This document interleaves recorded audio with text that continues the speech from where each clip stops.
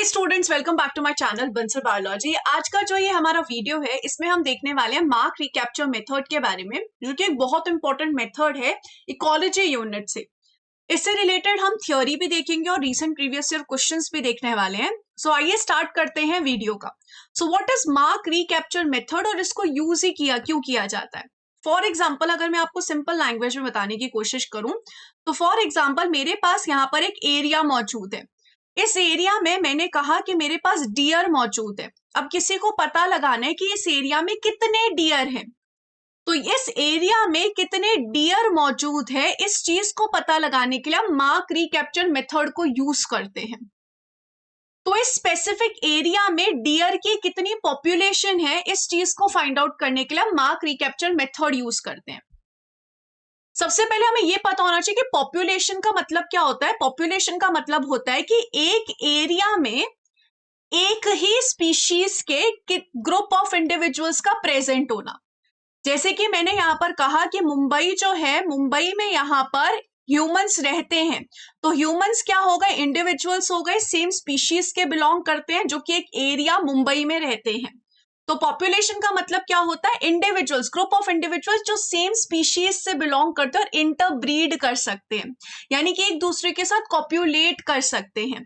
ऐसे ही मैंने यहाँ पर कह दिया कि किसी जंगल में यहाँ पर शेर मौजूद है, तो शेर स्पेसिफिक स्पीशीज के इंडिविजुअल्स मौजूद है। सो इस चीज को हम बेसिकली क्या कहते हैं, पॉपुलेशन कहते हैं। जैसे हमने बोल दिया कि यहाँ पर पॉपुलेशन ऑफ फिंचेस प्रेजेंट है गैलापागोस आइलैंड में, ये देख सकते हो फिंचेस प्रेजेंट है एक साथ। तो एक स्पेसिफिक एरिया में जब सेम स्पीशीज के इंडिविजुअल्स प्रेजेंट होते हैं, इसको हम पॉपुलेशन कहते हैं। और जब हम ये फाइंड आउट करना चाहते हैं कि इन पॉपुलेशन का नंबर कितना है, यानी कि इन पॉपुलेशन में कितने इंडिविजुअल्स मौजूद हैं। अब मैंने यहाँ पे प्रश्न किया, फॉर एग्जांपल मुंबई एक एरिया है, अब मुंबई में यहाँ पर कितने इंडिविजुअल्स प्रेजेंट है, ह्यूमन के कितने इंडिविजुअल्स प्रेजेंट है। तो इस चीज को हम क्या बोलेंगे, पॉपुलेशन डेंसिटी। पॉपुलेशन डेंसिटी का मतलब क्या होता है, number of individuals present in a area. जैसे कि आप यहाँ पर ये देख सकते हो, ये हाई डेंसिटी है और यहाँ पे लो डेंसिटी है। क्यों? क्योंकि यहाँ पर इंडिविजुअल नंबर ज्यादा है और यहाँ पर इंडिविजुअल नंबर कम है। तो ये होती है पॉपुलेशन डेंसिटी और ये होती है पॉपुलेशन। अब सवाल ये आता है कि मुझे पॉपुलेशन डेंसिटी फाइंड आउट करनी है। अब फॉर एग्जाम्पल एक जंगल की बात कर लेते हैं। एक जंगल में समझो हजारों में डियर प्रेजेंट है, लाखों में डियर प्रेजेंट है। अब इनको मैं किस तरीके से काउंट करूंगी, क्योंकि हर एक डियर को पकड़ना तो पॉसिबल नहीं है। तो हम किस तरीके से लमसम फाइंड आउट कर सकते हैं कि एक पॉपुलेशन में, एक जंगल में कितने डियर प्रेजेंट है। तो इस चीज के लिए हम यहाँ पर क्या करते हैं, इस चीज के लिए हम मार्क रिकैप्चर टेक्निक को यूज करते हैं। अब हम समझने की कोशिश करते हैं कि जो मार्क रिकैप्चर टेक्निक है, इसको हम स्पेसिफिकली यूज किस तरीके से करते हैं। देखो समझो यहाँ पर एक जंगल है, एक जंगल को कंसीडर करके चलते हैं, एक जंगल है। अब एक जंगल में कितने सारे डियर्स होंगे, सोचो कितने डियर होंगे, बहुत होंगे। अब आप इस जंगल में फाइंड आउट करना चाहते हो डियर की पॉपुलेशन कितनी है। फॉर एग्जाम्पल आप यहाँ पर पहले दिन गए, पहले दिन जब आप गए तो आपको 1 2 3 4 5 6 फॉर एग्जाम्पल आपके सामने 6 डियर आए। 6 डियर आए, आप थक गए, अब वापस से अपने घर आ गए। अब आप यहाँ पर क्या गए, अब आप यहाँ पर डे 2 पे गए फिर से डियर की काउंटिंग करने के लिए। अब आपको डे 2 पे भी 1 2 3 4 5 6 डियर मिले। अब यहाँ पर आप क्या बोलोगे कि अच्छा टोटल कितने डियर हो गए, कल मुझे 6 डियर मिले थे, आज मुझे 6 डियर मिले तो 12 डियर हो गए। हम ऐसे पॉपुलेशन डेंसिटी बोल देंगे, कल 6 आज 6 टोटल 12 हो गए। लेकिन आज जो हमें 6 डियर मिले, उनमें से ऐसा भी तो हो सकता है कि वो डियर हो जो हमें कल मिले हो। ऐसा भी तो हो सकता है, जरूरी थोड़ी कि न्यू डियर ही हमें मिले हो सकता है कि कोई एक ऐसा डियर हो जो हमने कल भी काउंट किया हो और आज भी काउंट किया हो। It can be possible. समझो यहाँ पर मैंने लिख दिया ABCDEF, ये मैंने डियर के नाम लिख दिए रेंडमली। ऐसा हो सकता है ना कि F मुझे कल भी दिखाओ और F मुझे आज भी दिखाओ, तो इसकी काउंटिंग मैंने 2 बार कर ली, तो ये तो दिक्कत वाली बात हो जाएगी।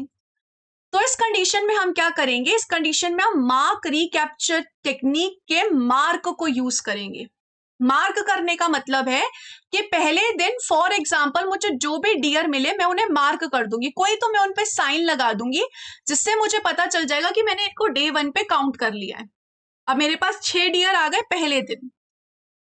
दूसरे दिन जब मैं गई तो इस कंडीशन में फॉर एग्जाम्पल मुझे टोटल 8 डियर्स दूसरे दिन मिले। सेकेंड डे अब मुझे कितने डियर मिले? 8 डियर मुझे मिले।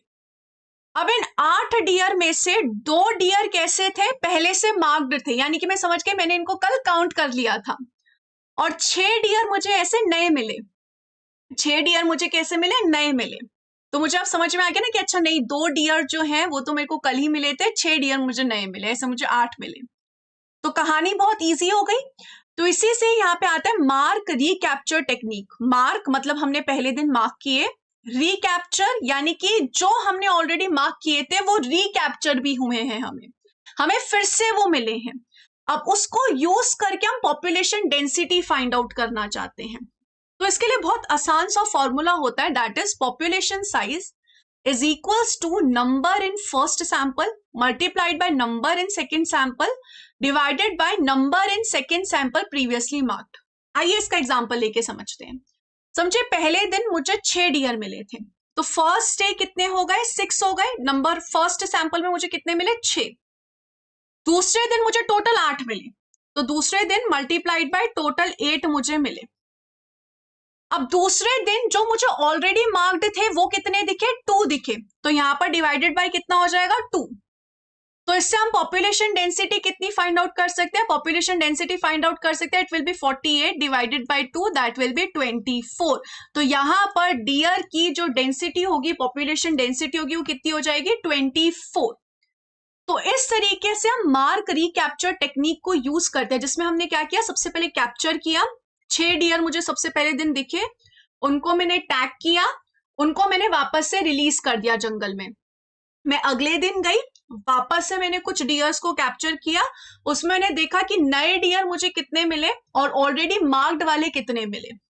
उस हिसाब से मैंने इस फॉर्मूले के बेसिस पे ये फाइंड आउट किया कि नंबर ऑफ इंडिविजुअल्स कितने हैं या नंबर ऑफ पॉपुलेशन डेंसिटी कितनी है इस जगह पे, इस स्पेसिफिक एरिया में। तो इस तरीके से हम मार्क रिकैप्चर टेक्निक को यूज कर सकते हैं। जैसे कि आप नीचे यहां पर भी देख सकते हैं, पहले हमें कितने इंडिविजुअल्स मिले? 10। तो फर्स्ट डे हमें कितने इंडिविजुअल्स मिले हैं? 10 इंडिविजुअल्स मिले हैं। सही बात है। इन 10 इंडिविजुअल्स को हमने जब छोड़ दिया वापस से और सेकेंड डे गए, तो सेकेंड डे भी मुझे 10 इंडिविजुअल्स मिले, लेकिन इन 10 इंडिविजुअल्स में से पहले से कितने काउंटेड थे? 1 2 3 4 5 पहले से ही मार्क्ड थे। तो इस कंडीशन में मेरी पॉपुलेशन डेंसिटी कितनी हो जाएगी? 100/5 हो जाएगी। तो ये कितनी हो जाएगी? 20 यहां पर हो जाएगी। तो इस तरीके से यहां पर मार्क रिकैप्चर टेक्निक को यूज किया जाता है। इस तरीके से हम इसको क्या कर सकते हैं? फाइंड आउट कर सकते हैं। तो इसको हम ये भी बोल सकते हैं, n is equals to number of individuals जो हमें पहले दिन मिले multiplied by number of individuals जो हमें दूसरे दिन मिले divided by number of individuals जो पहले से मार्क्ड थे। Capital N is equals to population size in total, M is equals to first day जो हमने कैप्चर किए और मार्क किए, N is equals to second day हमें टोटल कितने मिले डिवाइडेड बाय M, यानी कि जब हमें सेकेंड डे या सेकेंड सैंपल जो हमने लिया था उसमें ऑलरेडी मार्क्ड कितने थे। इस तरीके से हम इस चीज को क्या कर सकते हैं? फाइंड आउट कर सकते हैं। अगर हम इसको थोड़ा सा उलट पुलट कर दें तो हम इस फॉर्मूला को इस तरीके से भी यूज कर सकते हैं। ये बेसिकली होता है मार्क रिकैप्चर थ्योरी। आप यहां पर भी देख सकते हो, आपको यहाँ पर एग्जांपल के तौर पे बता रखा है कि हमने यहाँ पर गोट का जो ईयर है उसको मार्क कर दिया। ऐसे आपने बहुत सारे जानवर देखे भी होंगे कि यहाँ पर इस तरीके से मार्क कर दिए जाते हैं, शायद आपने बहुत सारे जानवरों में ऐसा देखा होगा। तो इसी तरीके से ही किया जाता है। तो यहाँ पर भी ये कहा गया है कि सबसे पहले सैंपल में हमने 110 पकड़े थे, फिर हमने अगले दिन 100 पकड़े, जिनमें से 20 क्या थे? ऑलरेडी मार्क्ड थे। तो बताओ पॉपुलेशन साइज कितना होगा? तो 110 हमने पहले से पकड़ लिए थे पहले सैंपल में, अगले सैंपल में हमने 100 पकड़े, जिनमें से 20 जो थे वो ऑलरेडी मार्क्ड थे। तो इसको हम सिंपली कैलकुलेट करके बता सकते हैं कि हमारी जो गोट की पॉपुलेशन साइज होगा मार्क रिकैप्चर थ्योरी के हिसाब से इतना होगा, मेथड से इतना होगा। तो इस तरीके से हम इस जो मेथड है इसको यूज कर सकते हैं और इस मेथड को यूज करके रिसेंटली CSIR का क्वेश्चन भी सॉल्व कर सकते हैं। आप चाहें तो वीडियो पॉज करके सॉल्व करके आंसर जो है नीचे कमेंट सेक्शन पे दे सकते हो और मेरे साथ साथ यहाँ पे सॉल्व भी कर सकते हो। बोल रहा है कि पहले दिन क्या किया आपने? कैप्चर किया 45 फिशेस को, फर्स्ट डे पे आपने कैप्चर किया और फिर आपने उनको वापस से छोड़ दिया। सेकेंड डे जब आप गए तो सेकेंड डे आपने यहाँ पर 50 फिशेस को कैप्चर किया, जिनमें से 15 ऑलरेडी टैग्ड थी। तो बताओ पॉपुलेशन साइज क्या होगा? हमें फॉर्मूला बिल्कुल अच्छे से पता है, n is equals to first day हमने कितने कैप्चर किए मल्टीप्लाइड बाय सेकेंड डे हमने कितने कैप्चर किए। सेकेंड डे में ऑलरेडी मार्क्ड कितने थे? ऑलरेडी मार्क्ड इन्होंने बता दिया 15 थे। तो इसको यूज करके हम आराम से फॉर्मूले में पुट करके हम आराम से ये फाइंड आउट कर सकते हैं चीज। तो इस तरीके से हमारे पास यहाँ पे आंसर आ जाएगा कि 150 जो है पॉपुलेशन साइज होगा। सो यहाँ पर कौन सा ऑप्शन सही होगा? A option is absolutely correct. बन गए आपके मार्क्स CSIR के पेपर में। ये रिसेंट CSIR का क्वेश्चन था। ऐसे ही यहाँ पर एक और क्वेश्चन है, ये है जून 2019 का क्वेश्चन। इस क्वेश्चन में आपको कुछ स्टेटमेंट्स दी है और आपको स्टेटमेंट्स को देख के बताना है कि कौन सा ऑप्शन जो है वो एब्सोल्युटली करेक्ट होगा। ये भी एक बहुत आसान सा क्वेश्चन है, बस थोड़े से ध्यान से आपको सॉल्व करने की कोशिश करनी है। यहाँ पे बोल रहा है and individuals are corrected randomly from the study area in a defined period of time. कह रहा है कि हम n इंडिविजुअल्स को रैंडमली सेलेक्ट करते हैं, रैंडमली हम उनको क्या कर लेते हैं? सेलेक्ट कर लेते हैं। ओके फिर यहां पर बोल रहा है the captured individuals are counted, marked and released at the site of collection. Next day individuals are captured for the same time, for the same length of time, number of marked individuals and number of unmarked individuals. देखिए सबसे पहली वाली statement बिल्कुल सही लग रही है कि पहले दिन हम जाते हैं डिफाइंड पीरियड ऑफ टाइम के लिए, रैंडमली कलेक्ट करते हैं इंडिविजुअल्स को। इनको इन्होंने n बोल दिया, हमें लग रहा है कि बात बिल्कुल सही है। फर्स्ट डे हम जाते हैं, कलेक्ट करते हैं, जितने हमें काउंट होते हैं वो हम लिख लेते हैं। फिर हम दूसरे दिन फिर से जाते हैं, उसके बाद हम फिर से एक डिफाइंड पीरियड के लिए काउंट करते हैं। काउंट करने में हमें दोनों मिलते हैं, जो ऑलरेडी मार्क्ड है वो भी मिलते हैं और जो अनमार्क्ड है वो भी मिलते हैं, दोनों इंडिविजुअल्स मिलते हैं। ए और बी स्टेटमेंट बिल्कुल सही है और चारों ऑप्शन में ए और बी तो आ ही रहा है, तो मैं तो श्योर हूं कि ए और बी तो सही होगा।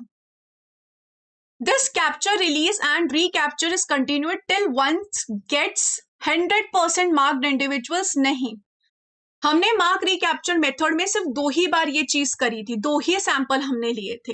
तो ऐसे हम बार बार नहीं लेते जब तक 100% मार्क्ड आ जाए, ये चीज हमने नहीं की थी। तो सी ऑप्शन तो पक्का गलत है। इससे मुझे पता चल गया ना सी ऑप्शन सही होगा ना डी ऑप्शन सही होगा, क्योंकि इसमें हमने देखा था सिर्फ 2 ही बार हमने सैंपल कलेक्ट किए थे और फॉर्मूला में भी सिर्फ 2 ही सैंपल को पुट कर सकते हैं।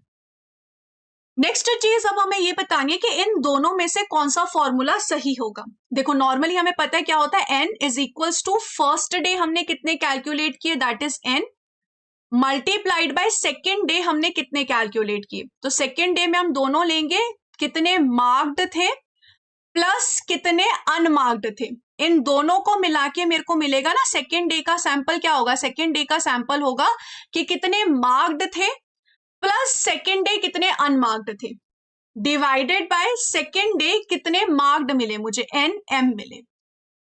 तो ये बेसिकली मेरा फॉर्मूला बनेगा। अब इसको क्या हम ऐसे लिख सकते हैं, समझो मैं n को यहाँ पे मल्टीप्लीकेशन से डिवीजन में ले जाऊं, तो n divided by n is equals to NM plus NU divided by NM। ये हम डेफिनेटली इसको ऐसे लिख सकते हैं, तो यहाँ पर डी ऑप्शन भी जो हो जाएगा वो करेक्ट हो जाएगा। ये वाला ऑप्शन करेक्ट नहीं हो सकता, क्यों? क्योंकि n इज इक्वल्स टू, इस n को फॉर एग्जांपल मैं यहाँ ले जाती हूँ फॉर सेकेंड मल्टीप्लीकेशन में, तो क्या हो जाएगा, NU multiplied by n divided by NM हो जाएगा। लेकिन सेकेंड डे में हम सिर्फ और सिर्फ अनमार्क्ड को ही थोड़ी कंसीडर करते हैं, सेकेंड सैंपल में हम मार्क्ड और अनमार्क्ड दोनों को कंसीडर करते हैं। इसलिए मेरा ई ऑप्शन जो है वो गलत होगा और कौन सा ऑप्शन सही हो जाएगा, डेफिनेटली मेरा ए ऑप्शन जो होगा वो सही होगा। सो ये थे हमारे क्वेश्चंस मार्क रिकैप्चर टेक्निक से। बहुत आसान सा टॉपिक है, उम्मीद है कि आपको अच्छे से समझ में आ गया होगा। और अगर आपको मेरे साथ पढ़ना है तो आप हमारी ऐप बंसल बायोलॉजी डाउनलोड कर सकते हैं guys. Wish you all the very best, take care of yourself, bye bye.